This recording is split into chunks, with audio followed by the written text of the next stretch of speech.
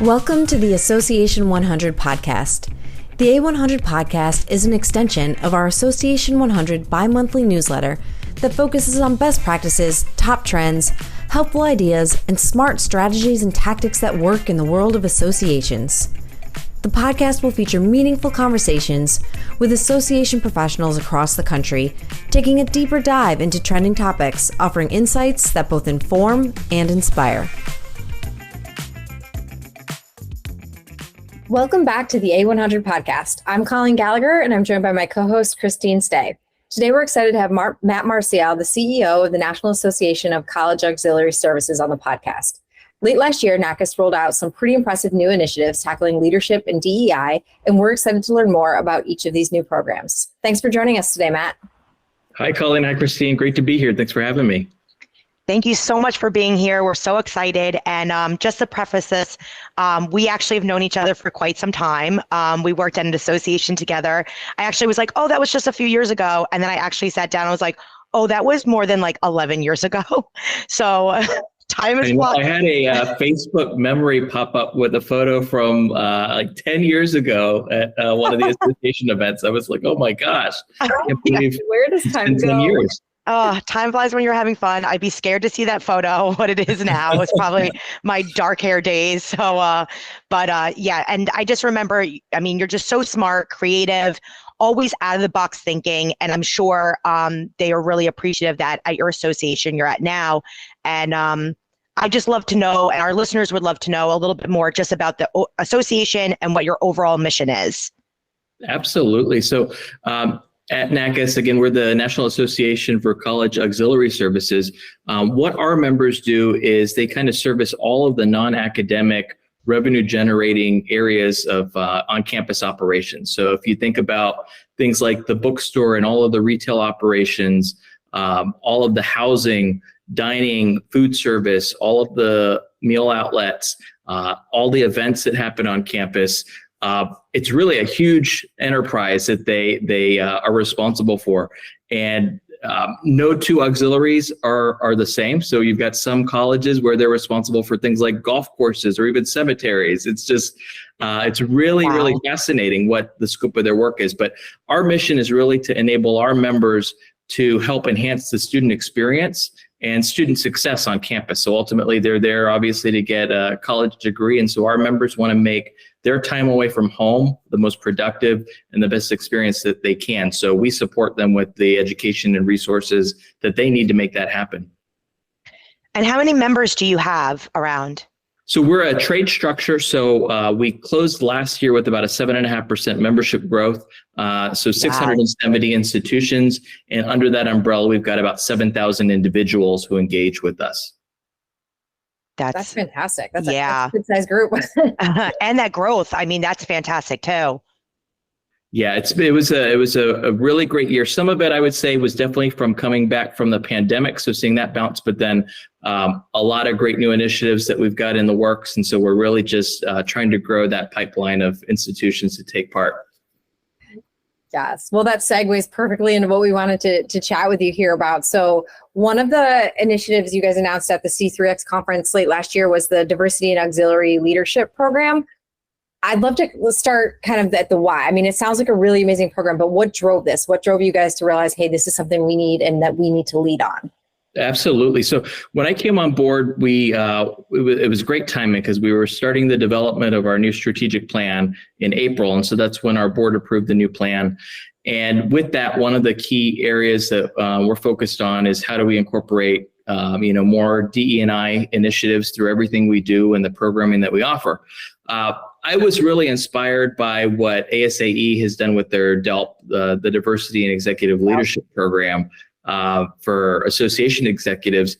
And so that kind of inspired me to do something similar within the higher ed space. You know, we've seen that in our industry, there's some of the same challenges that are facing many associations out there. And that's how do we develop a pipeline of diverse leaders that can really support the industry moving forward. And so it was a great opportunity for us to kind of look at all of our initiatives from the education offerings to certification program that we have and tie that all together in a way that kind of helps build this pool of leaders for positions that are out there within auxiliaries and higher education. Yeah, I love that you guys are taking leadership on that front. Tell me more beyond the building that pipeline of leaders. Tell me more about the goals for the program. Absolutely. So it's going to be a cohort-based program, 2-year program. And so we announced the program, as you said, at our C3X conference in November, and we're opening up applications starting this May, and really just looking for folks in those kind of identified diverse groups, from ethnic diversity to the LGBTQ plus community and persons with disabilities. So all of those areas are tied in. And so some of the key goals are really around mentorship. We're engaging not only folks from the aspect of participating in the program, but we want leaders who are already recognized in the industry to support these scholars as mentors. So they'll all be paired with a mentor to guide them through the couple years in the program. And then a key component is also engaging in NACAS with our annual conference. So they'll have annual conference participation as part of that. They'll have enrollment in our certification program, which is our Certified Auxiliary Services Professional. And then just ongoing engagement also with business partners to understand trends that are happening in the industry. And the goal at the end of the 2 years is really to build this community of diverse leaders that can continue to advance the mission of NACAS and what we're doing and help their careers advance. I love that mentorship side. I mean, I think that's so crucial, and you don't see that as much anymore. And I do think that's so important to move and get those leaders, like you were saying.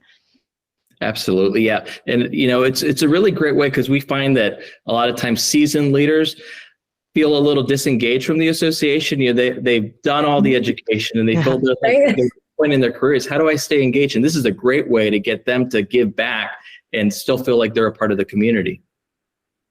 Yeah, absolutely. And I feel like at that point in your career too, that's this kind of stuff you're looking to do more of, because you've had people who have helped you. So now it's, how can I give back to this community in that same way? Absolutely. I'm a big fan of karma. That's what that is. Absolutely. Well, and the 2-year component too, I think that's really important, because there's so much now that's, condensed education or do this right away. But I mean, that's really immersive and just a lot of touch points. Yeah. And I think that intimate group, having a small cohort that kind of builds together and is on this journey at the same time, and then they overlap with another group, and then starting to build a community. That was one of the components that I think ASAE has done well. And you see now at their annual conference that really that community has grown, and you've got a group of people who are so excited about what the association is doing. That's really what I hope to happen with this group. Yeah. The other part I thought was so impressive is you're really tackling all of it. I mean, sometimes you hear companies that are like, well, we have women on our board, we got DEI covered, or, oh, we've added people of color. But I mean, this is looking at every group and just truly taking so much into account. So I think that's just incredible. Absolutely. We've tried to take a look at everything from even our governance process. When we started our nominating committee process last year, it was a great opportunity for us to look at how are we even developing that pipeline of leaders and competencies that we need on our board to start there. So we're working with our nominating committee chair on just revamping all of that to say, okay, here's the skill sets and demographics that we have on our board today. What's missing? And so that helped our nominating committee to look and create an interview process. And it was really exciting to see that all unfold last year as we launched that. Yeah. And you're practicing what you're preaching, which I think is important too. Definitely. And you're always learning. It's not something that we can say we did it right the first time. We're continuously just trying to see what we can do to improve and build on it. Oh, 100%. Yeah. Well, we'll have to check back in a year or so and see how it's going. Absolutely. Definitely. And as we're talking about these initiatives, we were looking at the Women in Higher Ed Leadership Summit that's coming up in September in California. And as a women-owned company that we work for, we thought that was very interesting. So I'd love to hear a little bit more about that focus for that event, as well as your goals as well. Definitely. This is another one we're really excited about launching. So the premise here kicked off, we've done a program that we reformatted last year called our Senior Executive Summit. And this is a group of about 50 folks who come together. We just had our event in Amelia Island a couple weeks ago. And it's a really different focus where we partner our business partners come together to take part in the conversations about the challenges that are happening in the industry and facing the industry. and really just great engagement. So we wanted to build on that, understanding that challenges for women in the higher ed workforce continue to be prevalent. And so how can we as the association really start to address that? So addressing things like the gender gap in pay and having a seat at the table. So that's really the focus here of not so much specifics within auxiliaries, but how can we address those leadership competencies for women in higher education? And it's not just for women to take part in it. We also want men who are supporting women in these roles to be able to hear the challenges and take part in the discussions of what's happening. So really excited about this launching. We'll be opening registration soon. We've already got a big waiting list of folks who are ready for it to open up. So I'm looking forward to seeing how that unfolds. But we're really looking forward to it being a very engaging roundtable filled discussions taking place over those few days. Yeah, that's cool. I imagine the timing too, just the conversations around equity in the workplace for women. I mean, with the pandemic, the sheer number of women that were either forced to step out of the workforce or put things on pause or not be able to accelerate their careers like they hoped. I mean, this is a great time to be having these conversations and talking about moving things forward. Yeah, there's definitely a lot of new dynamics since the pandemic that I think will open up some great dialogue. Yeah. I mean, shifting gears a little, I know this is not in our plan, but I mean, how have you changed how you've had to serve your members since the pandemic? That had to throw quite a wrench in, I imagine.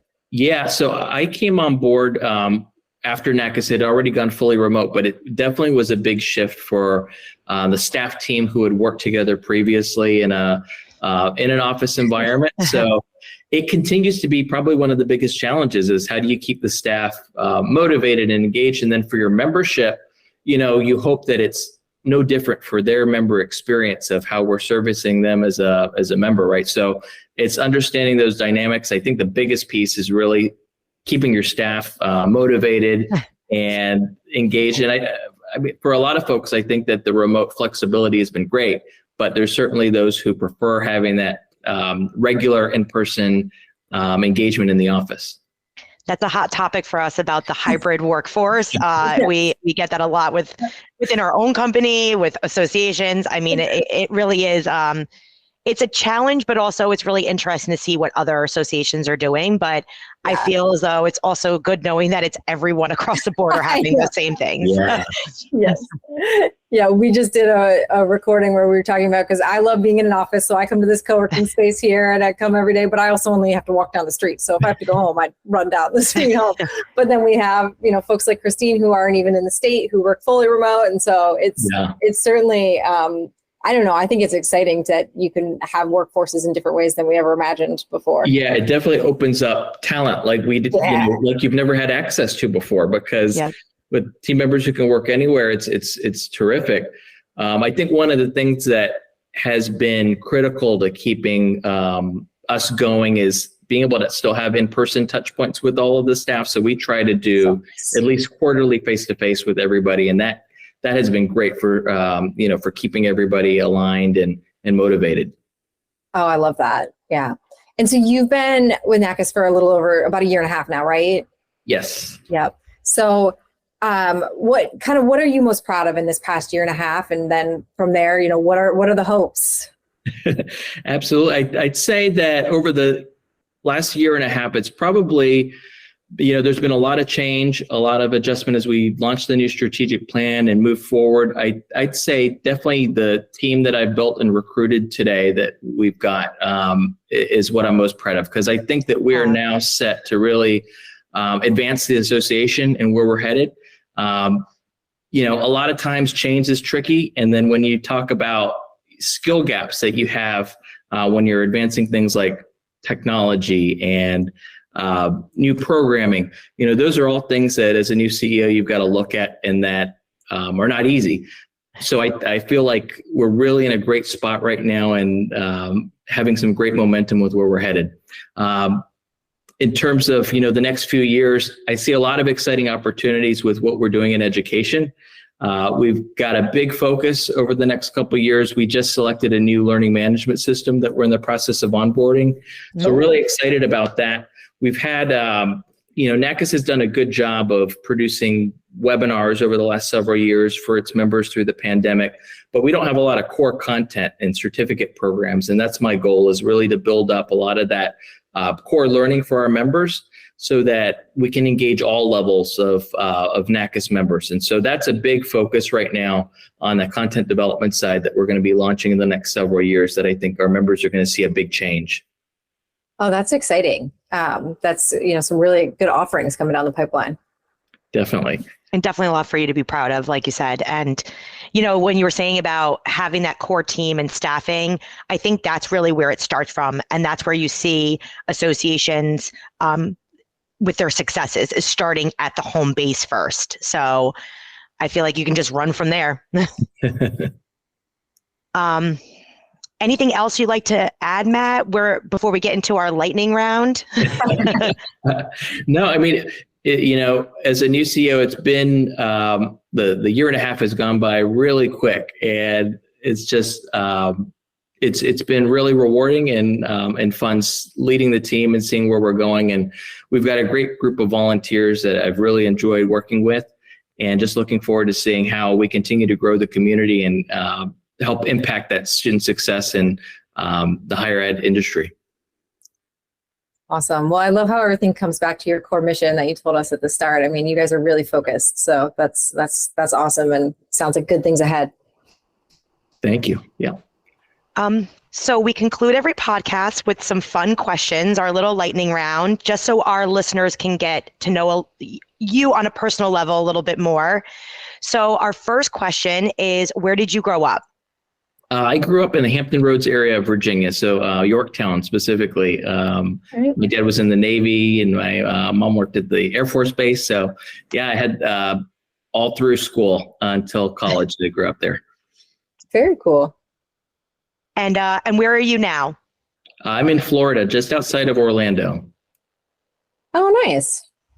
So nice. I was just there 2 weeks ago, and I do miss that 80-degree weather. Although, like you said, it was just a cold front, so I know I can't say anything. But that's a nice area.